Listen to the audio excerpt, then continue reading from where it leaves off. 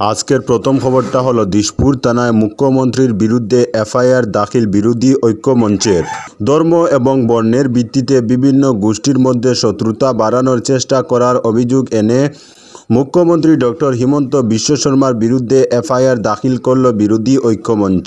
বুধবার দিশপুর থানায় ঐক্যমঞ্চের সভাপতি ভূপেন বরা ও সম্পাদক লুরুনজ্যোতি গগৈ এফআইআর দাখিল করেন। তারা এফআইআরে উল্লেখ করে বলেন, দিঙ্গের এক কিশোরী ধর্ষণের জঘন্য কাজের বিরুদ্ধে গোটা অসম ক্ষোভে ফেটে পড়েছে। এই ধরনের জঘন্য কাজের সুযোগ নিয়ে অভিযুক্ত ব্যক্তি একটি নির্দিষ্ট সম্প্রদায়কে লক্ষ্য করে সাম্প্রদায়িক উন্মাদনা ছড়ানোর চেষ্টা করছে, যার ফলে শিবসাগরে বিজেপি কর্মী ও নেতারা ধর্মীয় সংখ্যালঘু সম্প্রদায়ের কাছে লোকের উপর হামলা হয়েছে। এরকম একটি ঘটনায় নাজিরার ময়ূর বরগুহাই তার অধীনে কাজ করা কিছু শ্রমিককে শারীরিকভাবে লাঞ্ছিত করেছিলেন।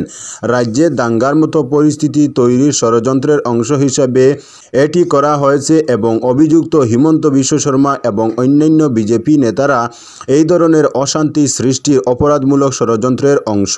মুখ্যমন্ত্রী একটি নির্দিষ্ট সম্প্রদায়কে লক্ষ্য করে উস্কানিমূলক বক্তব্য দেওয়ার ইতিহাস রয়েছে। এক বছর আগে তিনি গুয়াহাটি থেকে একটি ধর্মীয় সম্প্রদায়ের লোকদের তিনি তাদের মিয়া হিসেবে আখ্যায়িত করেছিলেন। উচ্ছেদের জন্য লোকদের অনুরোধ করেছিলেন। ধর্মীয় সংখ্যালঘুদের বিরুদ্ধে তার উত্তেজনা অব্যাহত রেখে অভিযুক্ত ব্যক্তি শাহ আলম নামে এক সাংবাদিককে সুস্পষ্ট সাম্প্রদায়িক নোংরামি দিয়ে টার্গেট করেন। এসব কথা উল্লেখ করে মামলা নথিভুক্ত করার অনুরোধ জানান। আজকের পরবর্তী খবরটি হলো বায়োমেট্রিক লক খুলে 9,35,682 জনকে আধার কার্ড দেওয়ার নির্দেশ। বায়োমেট্রিক আটকে থাকা 9,65,682 জনকে আধার কার্ড দেওয়ার জন্য ইউআইডিএআইকে নির্দেশ দিয়েছে কেন্দ্র। মুখ্যমন্ত্রী হিমন্ত বিশ্ব শর্মা বুধবার এক সাংবাদিক সম্মেলনে সেজন্য স্বরাষ্ট্রমন্ত্রী অমিত শাহ সহ কেন্দ্র সরকারকে ধন্যবাদ জ্ঞাপন করেছেন। তিনি বলেন, তাতে রাজ্যের এক বড় অংশের মানুষ স্বস্তি পাবেন। মুখ্যমন্ত্রী জানান, আসামে 2019 সালের ফেব্রুয়ারি থেকে আগস্ট পর্যন্ত যারাই আধার কার্ডের বায়োমেট্রিক দিয়েছিলেন তাদের সকলের ডেটা লক করা হয়েছিল। তাদের মধ্যে এমন অনেক রয়েছেন যাদের এনআরসির সঙ্গে কোনো সম্পর্কই নেই।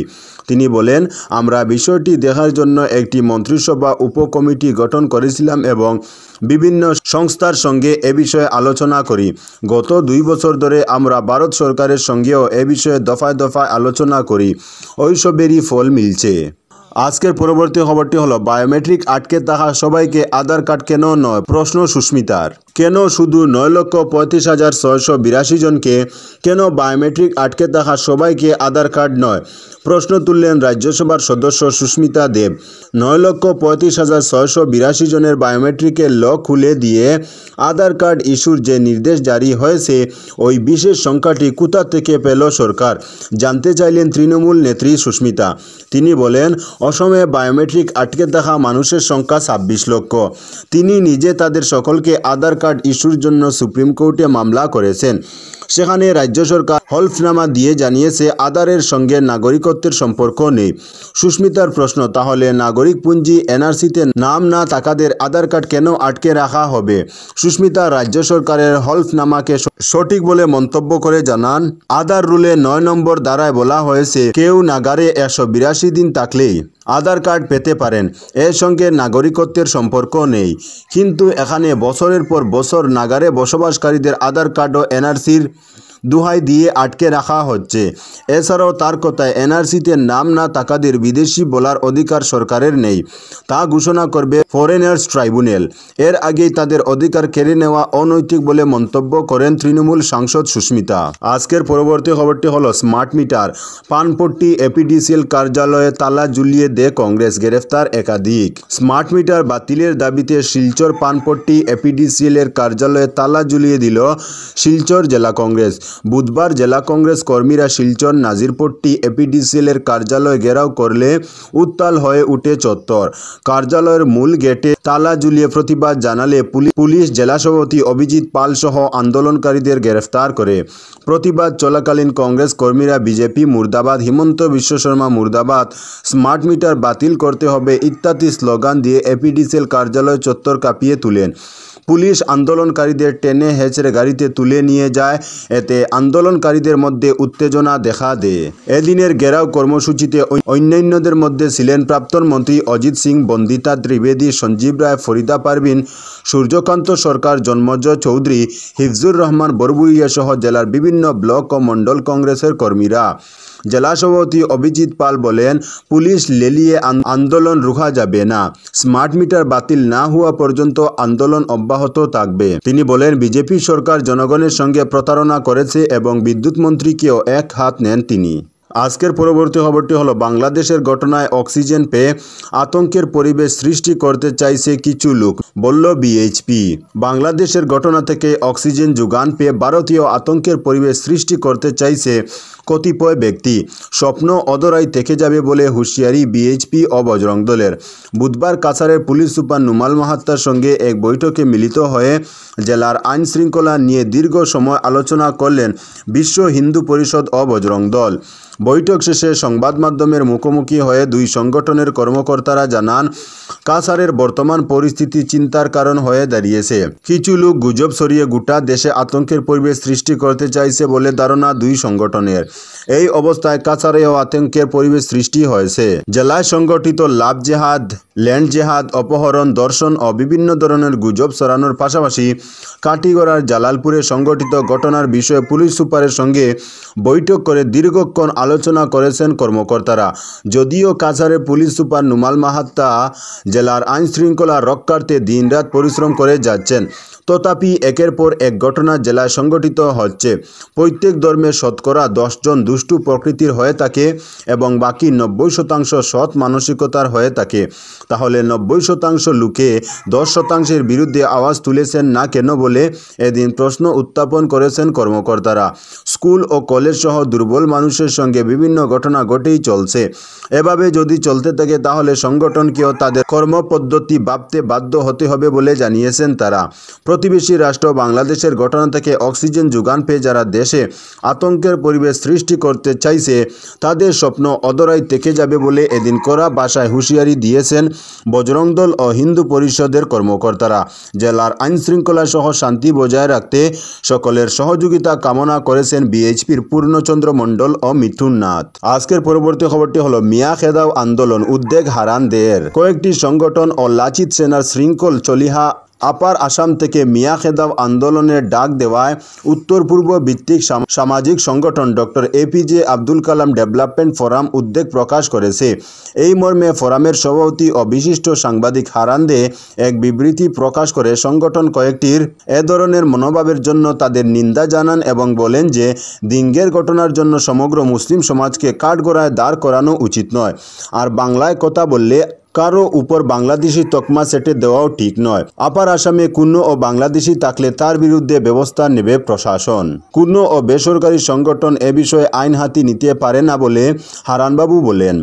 আর ভারতীয় নাগরিকরা দেশের যে কোনো জায়গায় বসবাস করতে পারে এবং এতে বেসরকারি সংগঠনগুলো হইচে লাগাতে পারে না। তিনি উদ্বেগ প্রকাশ করে বলেন, আপার আসামের কিছু অদূরদর্শী সংগঠনের এ ধরনের আচরণ বাংলাদেশে প্রভাব ফেলতে পারে এবং ওই দেশে হিন্দুরা এর শিকার হতে পারেন। আজকের পরবর্তী খবরটি হলো, আন্দোলনকারীর ইটে চোখের দৃষ্টি হারালেন ট্রাফিক সার্জেন্ট। ছাত্র সমাজের নবান্ন অভিযানে পথে নেমেছিলেন, সেখানে পুলিশের দিকে মুহুর্মুহু ছুড়া হয় ইট।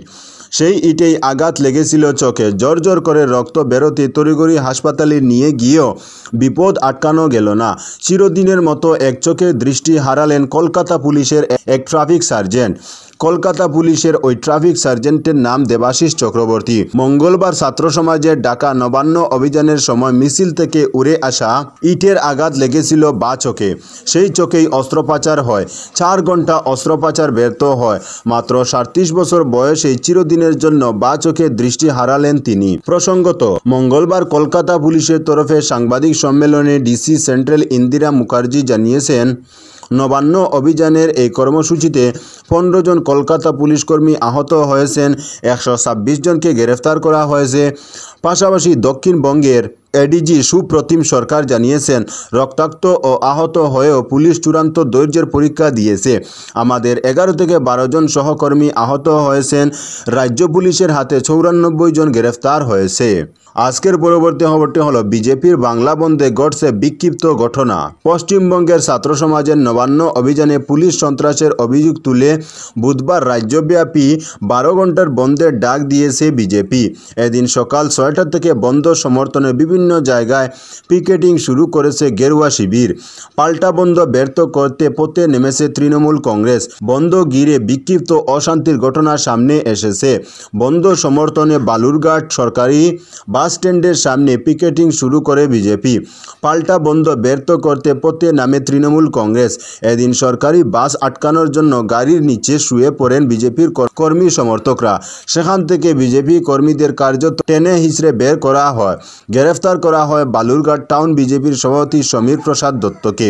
এদিন পুলিশের সঙ্গে রীতিমতো ধস্তাধস্তিতে জড়িয়ে পড়েন বিজেপি কর্মী সমর্থকরা। উত্তপ্ত বাটপাড়া বিজেপি কর্মীকে লক্ষ্য করে গুলি চালানোর অভিযোগ বিজেপি নেতা অর্জুন সিংয়ের।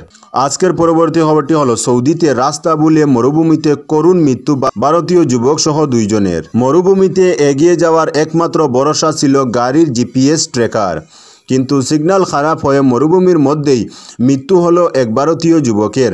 সঙ্গে ছিলেন তার এক সহকর্মী। তাদের 2 জনেরই মরদেহ উদ্ধার করা হয়েছে। জলশূন্যতা ও ক্লান্তির কারণে তারা মারা গেছেন বলে মনে করা হচ্ছে। জানা গেছে মৃতের নাম মোহাম্মদ শেহজাদ খান। তেলেঙ্গানার ওই যুবক কর্মসূত্রে সৌদি আরবে থাকতেন। 3 বছর ধরে তিনি সৌদির একটি টেলিকমিউনিকেশন সংস্থায় কাজ করছিলেন। দিন কয়েক আগে সৌদি আরবের রাব আল খালি মরুভূমি পেরিয়ে অন্যত্র যাওয়ার জন্য রওনা দেন শেহজাদ। তার সঙ্গে ছিলেন সুদানের আরেক যুবক। মরুভূমিতে যাত্রা শুরু করার দিন কয়েক পরেই নিখোঁজ হয়ে যান শেহজাদ। গত বৃহস্পতিবার মরুভূমির মধ্যে পথের ধারে শেহজাদ ও তার সঙ্গীর মরদেহ পাওয়া যায়। প্রাথমিকভাবে জানা গেছে তীব্র গরমে জলশূন্যতা ও ক্লান্তিতে মৃত্যু হয়েছে তাদের। উল্লেখ্য, সৌদি আরবের এই মরুভূমি অত্যন্ত বিপজ্জনক। 650 কিলোমিটার দীর্ঘ এই মরুভূমিতে 50 ডিগ্রিরও বেশি তাপমাত্রা থাকে। ফলে এই মরুভূমিতে গিয়ে সমস্যায় পড়ে অনেকে।